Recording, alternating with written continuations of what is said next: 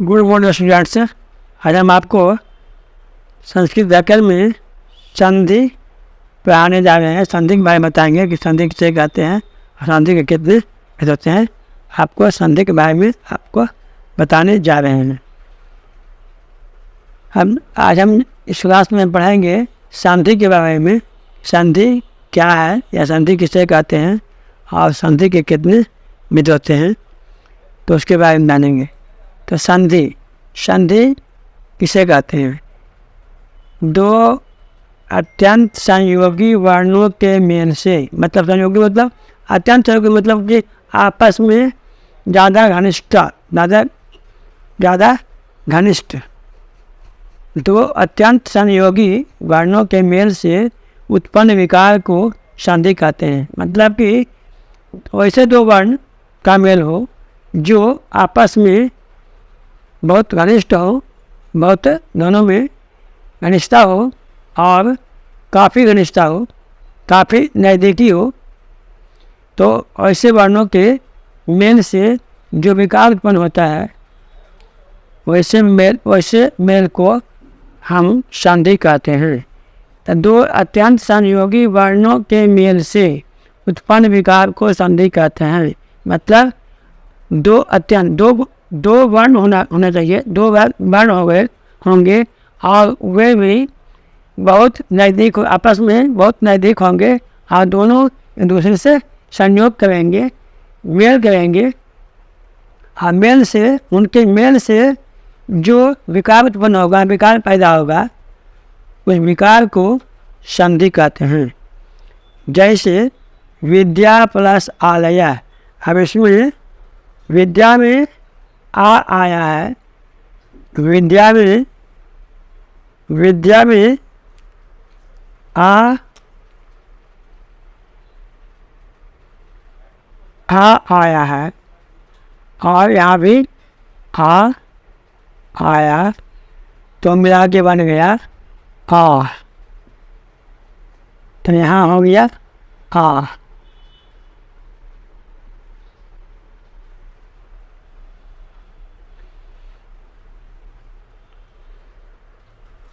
तो विद्या प्लस आलय है। अब विद्या में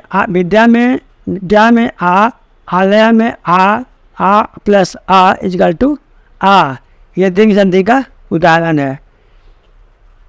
तो विद्या प्लस आलय बनेगा दोनों के मेल से, दोनों जो आपस में, इसमें भी आ है इसमें भी आ है, दोनों आपस में बहुत ही निकट हैं और निकट में ही संयोग हुआ है, मेल हुआ है, दोनों आपस में जुड़ गए हैं। तो जुड़कर जिससे विकार उत्पन्न हुआ, विकार क्या उत्पन्न हुआ? आ प्लस आ इक्वल टू आ। जो आ उत्पन्न हुआ, आ जो बना, का नाम है संधि। अब जानेंगे दूसरा एग्जाम्पल में देव प्लस आत्मा। अब यहाँ भी इस एग्जाम्पल में भी देव के व में आ आया है, देव के व में आ आया है और इसमें आ आया है, तो अ प्लस आ इक्वल टू आ। अ प्लस आ बराबर आ। तो यहाँ भी आ हो गया, तो बन गया देव प्लस आत्मा इक्वल टू देवात्मा, या देव प्लस आलय देवालय, देव प्लस आलय देवालय, देव प्लस आत्मा देवात्मा आदि इत्यादि। हम जानेंगे संधि के भेद। संधि के भेद के बारे में जानेंगे कि संधि के कितने भेद होते हैं। संधि के 3 भेद होते हैं। फर्स्ट में है स्वर संधि, सेकंड में है व्यंजन संधि, थर्ड में है विसर्ग संधि। जिसमें फर्स्ट का नाम है स्वर संधि। स्वर संधि जानेंगे कि स्वर संधि किसे कहते हैं। तो स्वर संधि में स्वरों का मेल होता है, दो स्वर हो, दो स्वरों का मेल होगा। नंबर 1 में है स्वर संधि। स्वर संधि किसे कहते हैं? तो जिस संधि में स्वरों का मेल हो उस संधि को स्वर संधि कहते हैं। या जिस संधि में दो स्वर आपस में मिल जाते हैं या दो स्वर आपस में संयोग करते हैं, दोनों या तो दोनों स्वर हो तो उसको हम स्वर संधि कहेंगे। मतलब जिस संधि में स्वरों का मेल हो, केवल स्वरों का मेल हो, उसको हम स्वर संधि कहेंगे। जिस संधि में स्वरों का मेल होता है उस संधि को स्वर संधि कहते हैं। उस संधि को स्वर संधि कहते हैं।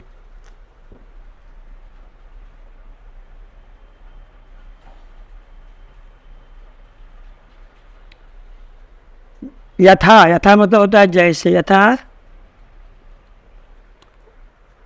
पुस्तक प्लस आलय, पुस्तक में अ आया है और आलय में आ आया है, तो अ प्लस आ इक्वल टू आ, अ प्लस आ बराबर आ, तो यहाँ पर आ हो गया। तो पुस्तक प्लस आलय, पुस्तकालय, ये भी दीर्घ संधि का उदाहरण है। देव प्लस इंद्र, देवेंद्र। अब यहाँ पर अ आया है, यहाँ ई आया है, तो अ प्लस ई मिलकर हो गया ए, इसको गुण संधि कहते हैं। अ प्लस ई इक्वल टू ए हो गया, तो यहाँ बन गया ए। अ प्लस ई इक्वल टू ए, तो देव प्लस इंद्र इक्वल टू देवेंद्र। अब जानेंगे सेकंड में है व्यंजन संधि। जिस संधि में स्वर के साथ व्यंजन का मेल हो या व्यंजन के साथ स्वर का मेल हो या दोनों व्यंजन का मेल हो, मतलब जिस संधि में व्यंजनों का मेल हो, या तो एक स्वर और एक स्वर तथा एक व्यंजन, या तो एक व्यंजन या एक स्वर या दोनों व्यंजन का मेल हो, उस संधि को हम व्यंजन संधि कहते हैं।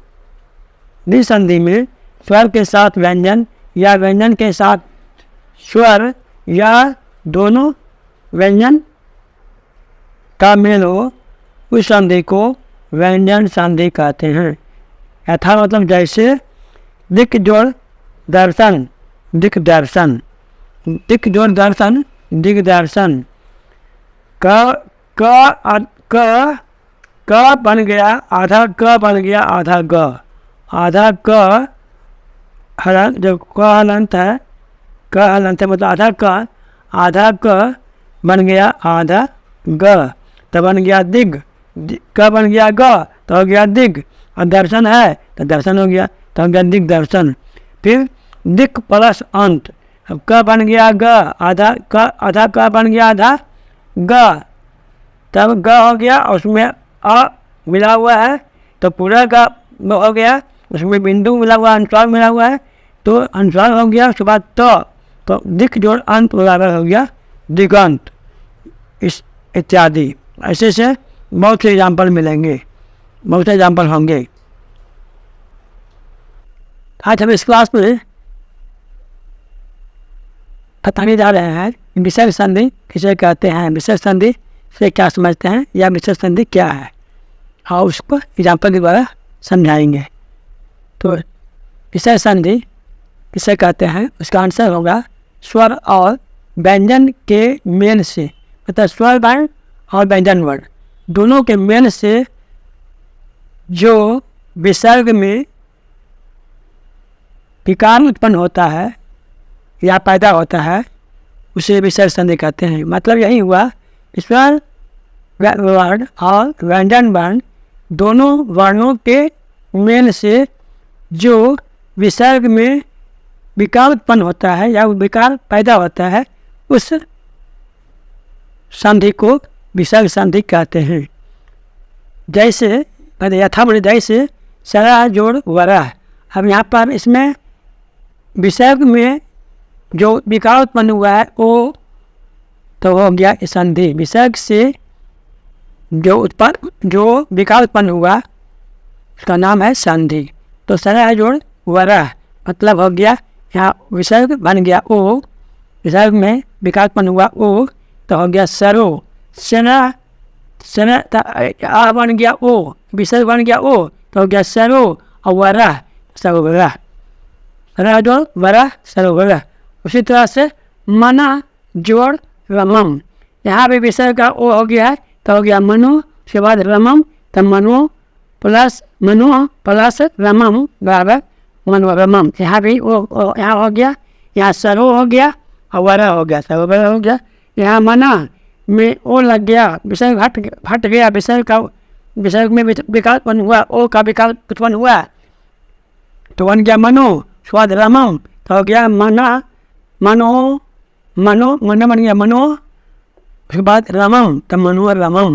उसके बाद तेज जोड़ माया, यहाँ भी ओ बन गया विसर्ग, तो तेजो हो गया, उसके बाद माया, तेजो मया, तेज जोड़ मया, तेजो मया। उसके बाद पया जोड़ धरा, पया जोड़ धरा, यहाँ भी विसर्ग ओ हो गया, तो हो गया पयो, उसके बाद धरा, पयोधरा, पया जोड़ धरा, पयोधरा। उसके बाद यसा जोड़ धरा, यहाँ भी विसर्ग का वो हो गया, विसर्ग से जब विभाग बन हुआ तो उससे वो बन गया, तब यहाँ हो गया वो हो गया, ऐसा हो गया सो, विसर्ग बन गया ओ, तो हो गया ऐसा सो। उसके बाद धरा, तो हो गया ऐसा जोड़ धरा, यशोधरा, यशोधरा। उसके बाद यसा जोड़ दा, यहाँ भी ओ हो गया, यहाँ भी ओ हो गया, तो हो गया यसा, तो ये बन गया, आ बन गया ओ, तो यशो प्लस दा, तो यशोदा। उसके बाद पय जोड़ द, तो यहाँ भी ओ बन गया, तो हो गया पयो दह, पयोदह, पया जोड़ द, पयोदह। पूरा जोड़ हित, अब यहाँ भी विसर्ग का वो हो गया, तब पूरा तो बन गया पुरोहित, तब पुरोहित, पूरा जोड़ हित, पुरोहित। उसके बाद नमा जोड़ विश्व सिरजे, नमा जोड़ विश्व सिरजे, तो नमा बन गया ओ, यहाँ भी ओ हो गया, यहाँ भी ओ हो गया है, यहाँ भी